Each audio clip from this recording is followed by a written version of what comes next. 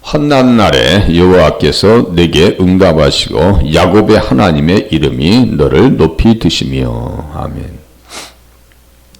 인도자를 따라 부르는 노래다 이렇게 써 있어요. 그래서 수석 음악가 이제 감독하다, 인도하다 이런 뜻에서 이게 이제 분사형이 되면 감독자, 악장 이렇게 되는 거예요. 우두머리. 그래서 수석 음악가 이렇게 이해하시면 맞습니다.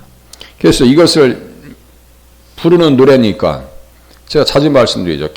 이 노래라고 하는 것이 말이죠. 사람의 의식을 다스리고 생각을 다스리고 마음을 다스린다니까요. 가치관까지 다스려요. 그래서 폐쇄적인 노래를 부르지 말라는 거예요.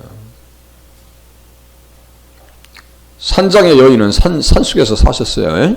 산장의 여인은 간다 하시는 분 일찍 돌아가셨어요. 그러니까 노래대로 된다니까요. 이 노래가 뭐예요? 이것이 이스라엘 민족의 정신이 담겨 있고 신앙이 담겨 있고 사상과 믿음이 담겨 있어요.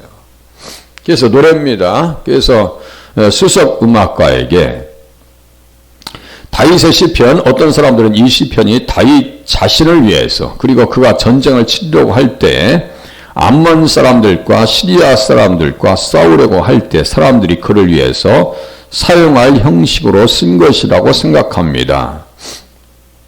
이것만은 아니란 얘기예요. 이것만은 아니란 얘기예요. 물론 다윗이 기록했지만 다윗이 기록하고 싸우면서 전쟁하면서 이것을 기록한 것은 뭐예요? 예수님의 승리를 미리 본 거예요. 항상 그렇게 보셔야 돼요. 예수님을 먼저 보고 시편을 기록했다. 시편에 나를 가리켜 기록된 모든 것. 이걸 잘 이해하셔야 한다고요. 그러니까 이게 주석이 너무너무 잘 되어 있는 거예요. 어떤 상황에서 전쟁 때 이 시편이 기록됐는가? 하느님 다윗의 신하들을 잡아 그들의 수염 절반을 깎고 그들의 의복에 중동 볼기까지 자르고 돌려보냈다는. 이 다윗은 말이죠. 하느님에게 은혜를 베풀어서 조상꾼들 있죠. 이게 의문사전단을 보냈단 말이야. 그러면 그걸 또 곡해하네. 그 중동 볼기까지 다 자르서 돌려보내. 엉덩이 다 드러냈다는 얘기예요 지금. 사람들이 이 일을 다윗에게 알리니라. 그 사람들이 크게 부끄러워하므로 왕이 그들을 맞으러 보내 이르기를 너희는 수염이 자라기까지 여리고에서 머물다가 돌아오라. 수염을 그냥 다 잘라버린 거예요. 그렇게 창피한 게 어디 있어요. 암몬 자손들이 자기들이 다윗에게 미움이 된 줄 알고 암몬 자손들이 사람을 보내 벳르홉 아람 사람과 소바 아람 사람의 보병 2만 명과 마가 왕과 그의 사람 1000명과 돕 사람 12,000명을 고용한지라. 이제 고용했으니까 뭐예요? 용병이라고 그래요. 용병. 돈으로 산 병사가 용병이에요. 시편 7절에서는 병거에 대한 언급이 있습니다. 그래서 전쟁에는 많은 수의 병거가 필요하죠. 어떤 사람은 병거, 어떤 사람은 말을 의지하나 우리는 여호와 우리 하나님의 이름을 자랑하리로다. 그죠? 이렇게 돼야 한단 말이에요. 세상을 의지하지 말고 세상을 앞에 구차하게 생각하지 말고 구차한 모습 보이지 말고 연약한 모습도 보이지 말아라. 하나님의 이름을 의지한대요. 그래서 이 시편은 20장은 다윗이 메시아에 관해 쓴 시편입니다. 이게 진실이에요. 그래서 메시아 제왕시 이거 그냥 어디다 써놓으셔야 돼요. 2장, 18장, 20장, 21장, 45장, 72장, 89장, 101장, 110장, 132장, 144장. 이게 그러니까 메시아 제왕시니까 왕의 복음이에요. 무슨 말씀인지 아시겠죠? 왕의 복음. 누구의 복음이요? 예수님의 복음이란 말이에요. 메시아 제왕시니까 왕의 복음이죠. 왜냐하면 그리스도 즉 메시아가 분명히 언급되어 있기 때문입니다. 6절 보세요. 여호와께서 자기에게 기름 부음 받은 자를 구원하시는 줄 이제 내가 아노니 그의 오른손에 구원하는 힘으로 그의 거룩한 하늘에서 그에게 응답하시리로다. 자기에게 기름 부음 받은 자 이렇게 써 있어요. 이게 누구예요? 마시아오 크리스토스 헬라어로는. 그러니까요. 제가 이렇게 자꾸 써드리는 걸 이해하셔야 돼요. 아니, 여러분들 숫자만 보시면 돼. 눈에 들어오는 것만 보시면 돼. 4899번. 이게 예수님이란 뜻이구나. 예수님의 고유, 단어, 번호표가 4899. 제임스 스트롱 남바라고 하는 거예요, 이게. 아벤 에즈라라고 하는 학자는 그것을 메시아에 대한 것으로 해석하고 말합니다. 유대인 주석가도 그렇고요. 유대인 아인스워스 씨는 시편 전체가 그리스도의 고난과 그 고난으로부터의 구원에 대한 예언이며 교회가 그와 함께 승리한다고 말합니다. 예수님을 인식하면 승리하는 거예요. 예수님을 믿으면 승리하는 거예요. 이 땅에 오신 예수님을 믿으면 승리하는 거예요. 예수님을 믿으면 죄에서 자유할 수 있는 거예요. 데오도렛은 그것이 유대에 대한 사내립의 침략과 납세계의 신성 모독 그리고 그로 인한 히스기야의 고통과 기도에 대한 예언이라고도 이야기합니다. 뭐 히스기야에게 적용하면 맞죠. 우리에게 적용할 수 있어요. 이 말씀도요. 우리를 또 적용할 수 있어요. 이 말씀을 근거로 해서. 환난 날에 주께서 들으시리라. 환난 날에 주께서 들으시리라. 그리스도의 모든 날은 환난의 날들이었습니다. 그러니까 예수님에 대한 이야기니까 예수님 이야기로 들어간단 말이에요. 바로. 그리스도의 모든 날은 환난의 날들이었습니다. 그는 역경을 위해서 태어난 형제였으며 슬픔의 사람이었고 슬픔을 아는 사람이었습니다. 태어난 형제였는데 뭐예요? 첫 아들, 맏아들의 형상을 본받게 하기 위해서 하나님께서 미리 정하셨어요. 우리를 맏아들의 형상을 본받게 하기 위해서. 맏아들이 여기 첫 아들이에요. 첫 아들을 낳아 강보로 싸서 그 위에 누였으니 이는 여고 안에 있을 곳이 없음이러라. 우리 자녀들 낳으려면요 벌써부터 그냥 베네쪼에 다 사놔요. 예수님은 그런 게 없어요. 여관도 없어요. 여관도. 그만큼 가난한 집에 오신 거예요. 전지전능하신 하나님께서 김동철을 구원하시기 위해서 이 땅에 마일 구위에 태어나셨다는 사실 그 하나만 깊이 생각해도요. 물불을 가리지 아니하고 하나님 앞에 일할 수 있으셔야 돼. 왜 이렇게 조건을 따지는 것이 많은지 몰라. 우리 송구 영신 예배 때 이제 그 얘기 할 거예요. 조건 따지질 않아요. 믿음의 사람들은. 조건이 어디 있어요. 조건이.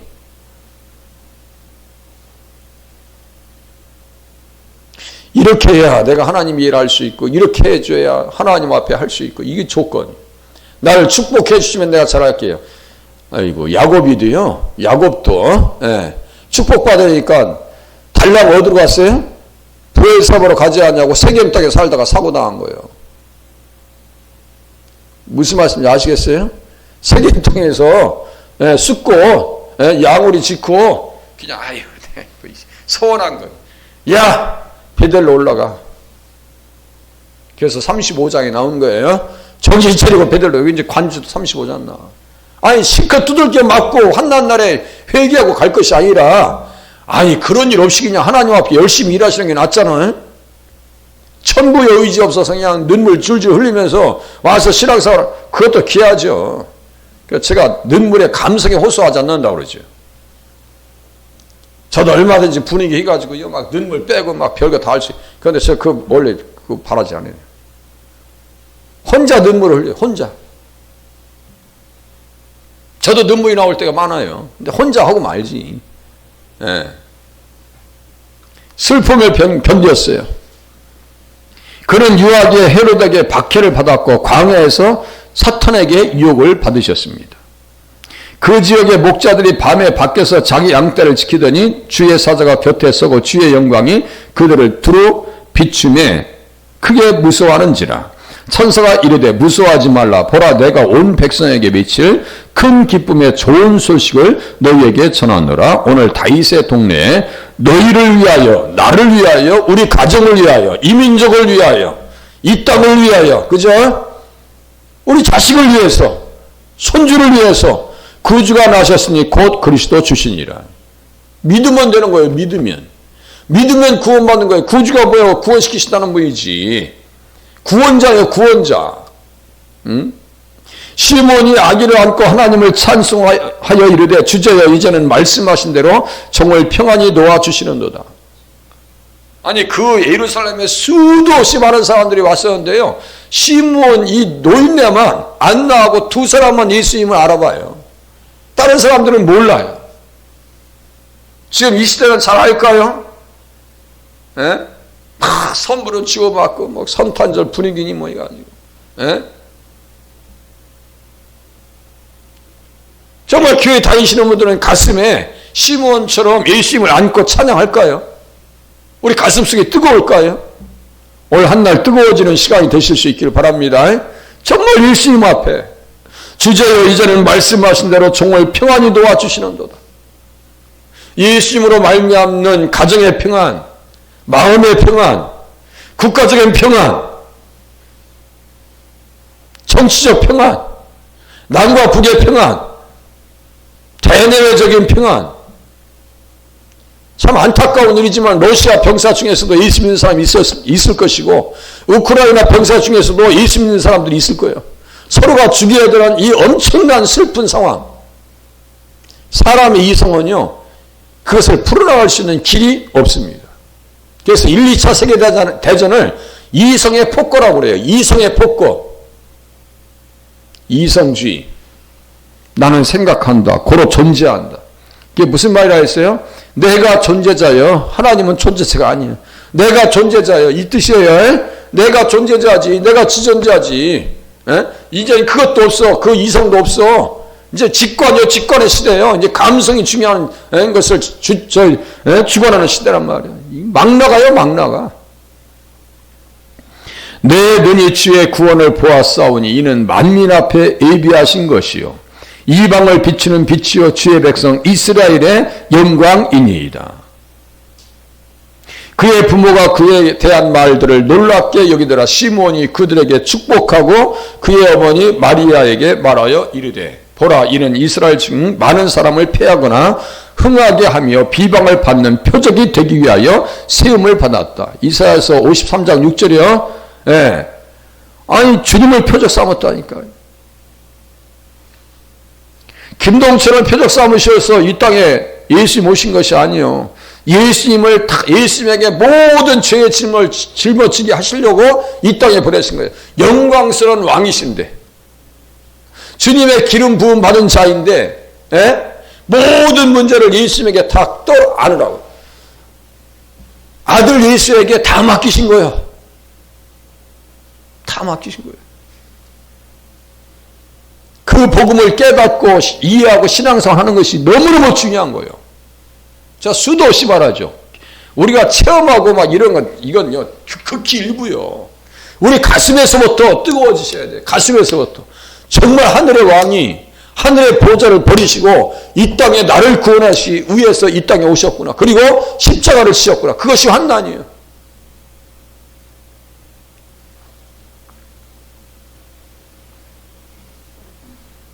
패하거나 흥하게 하며 어떤 사람들이 패할까요? 예수를 믿지 않는 사람들이 실패자입니다. 아니 돈이 많이 있어도 의미가 없어요. 칼이 내 마음을 찌르듯 하리니 이는 여러 사람의 마음의 생각을 드러내려 함이니라 하더라. 칼이 내 마음을 찌르듯 하리니 십자가 앞에서 마리아는 마음이 어땠을까요? 칼이 찌르듯이. 그때 호련히 수많은 천군이 그 천사들과 함께 하나님을 찬송하여 이르되 하늘 보좌에서 찬송받으셨던 거룩하다 거룩하다 거룩하다. 이사야서 6장이요 계시록 4장 8절 거룩하다 거룩하다 거룩하다. 그렇게 찬양을 받으셨던 분이 이 땅에 오시니까 천사들이 내려오는 거예요. 이게 크리스마스 칸타타예요. 이게 음악이요. 예? 지극히 높은 곳에서는 하나님께 영광이요 땅에서는 하나님이 기뻐하신 사람들 중에 평화로다. 기뻐하신 사람들이라고 하는 건 누굴까요? 자기 백성. 기뻐하신 사람들 누구라고요? 자기 백성.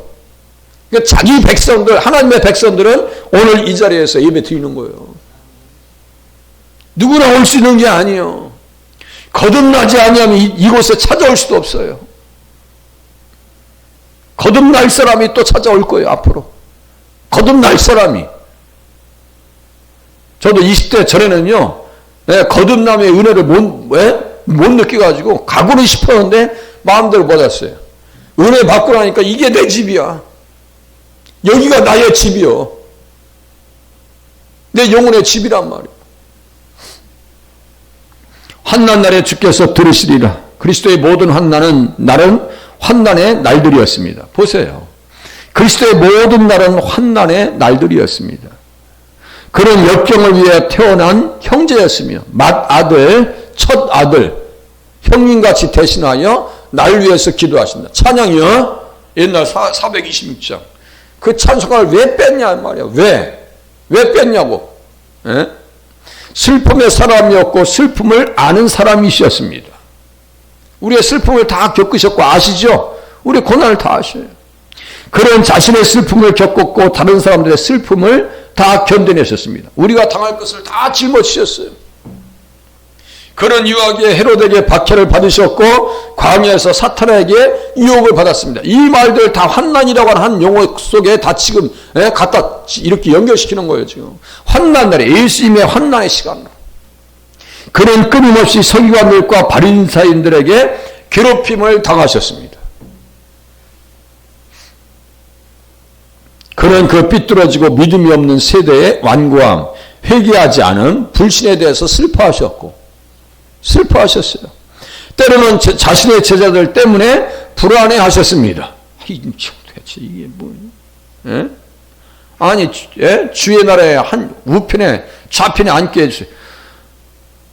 내가 마시려는 산을 너희들이 알아? 우리 주님 저기 죽는 데까지 같이 가고 그러니까 주와 함께 죽고 주와 함께 살 거요. 십자가 앞에 다 도망가 버리네. 지금 이 시대와 똑같아요. 조금 어려움이 찾아오잖아요. 교회 발을 슬며시 뺍니다. 그러고요. 육신의 생각과 영의 생각이 있어서 참 우리 지금 초신자 중에 한 분이 와 계셨었는데 어머니께서 권사님이셨어. 유언을 하셨어. 너 신앙생활이라. 그 교회 오셨어. 마음 닫았어요. 몇 번 다니다 보니까 불편하거든. 그 영혼이 불쌍한 거예요. 하나님의 백성이면 돌아올 것이고 아니면 못 돌아올 거다 이거예요. 가서 교회 좀 와주세요. 이렇게 안 하는 거예요. 예수 믿어야지. 그게 안타까운 거예요. 그게 마음을 아프게 하는 거예요. 예수님 마음도 똑같은 거예요. 제자들이 믿음이 잘하면 좋겠는데 그 시대 사람들이 예수님을 알아보셨으면 예수님을 알아봤으면 너무너무 좋았을 것을 예수님을 알지 못해 그러니까 패역한 세대라고 주님께서 지적하십니다. 이 패역한 세대. 공생애 동안 그의 영혼이나 정신은 나사로의 무덤에서와 같이 슬퍼하셨습니다. 예수께서 그가 우는 것과 또 함께 온 유대인들이 우는 것을 보시고 심령의 비통이 여기시고 불쌍히 여기셨다. 이게 다 예수님 그 공생의 기간 동안에 있었던 환난 날. 무슨 말씀인지 아시겠죠? 환난 날. 다윗은 예수님 이 땅에 거니시고 공생의 사역을 하셨던 것을 다 알면서 이렇게 기록하고 있는 거예요. 야곱의 하나님의 이름이 너를 높이 드시며 예수님이 높아지셨어요? 낮아지셨어요? 높아지셨어요. 모든 이름을 모든 무릎으로 예수님 앞에 꿇게 만드셨어요. 그 얘기예요 지금.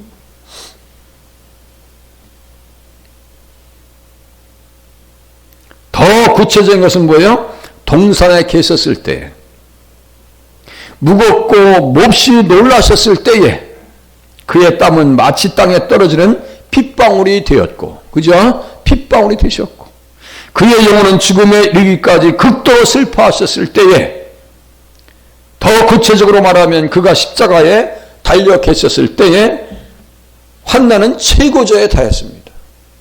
예수님 환난이요.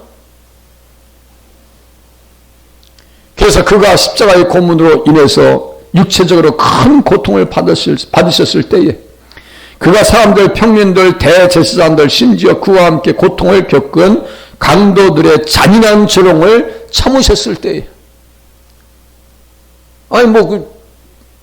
너와 우리를 한번 구원해봐. 옆에서 조롱합니다. 머리를 흔들면서. 주님을 또 죽으면서 지금 조롱하고 있어? 응? 그러니까 답을 못 찾고 있었던 거죠. 나중에 이제 겨우 죽음 직전에 한 강도는 답을 찾아요. 인생의 답을 찾은 거예요. 우리는 예수님 앞에 나와서 답을 찾으셨다는 사실을 깨달으시고 우리 삶의 답을 찾아가셔야 됩니다. 무슨 말씀인지 아시겠죠? 우리 인생의 답은 어디에 있어요? 예수님은 우리 인생의 답이요. 무슨 말씀인지 아시겠어요? 앞으로도 정답이 어디에 있어요? 우리 예수님에게 있습니다. 정답은 우리 예수님이요. 그래서 예수님은 우리 인생의 최대의 선물로 이 땅에 오셨습니다. 선물이요, 선물.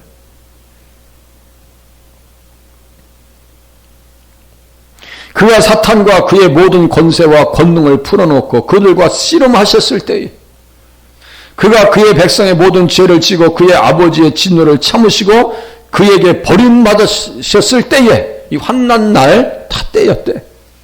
이 환난의 날에 동산에 계실 때와 십자가에 계실 때 그는 다른 경우와 다른 때에 하셨듯이 그의 아버지께 기도하셨습니다. 그러니까 어떻게 했어요? 응답하시고 그리고 교회는 여기서 하나님께서 그의 기도를 들으시고 응답하시기를 기도합니다. 그의 기도하신 그대로 예수님께서 이 땅에 오실 때 늘 우리는 기다려야 안 기다려요? 기다립니다. 응답받기를 또 기도합니다. 내가 주님 만나기를 기도합니다.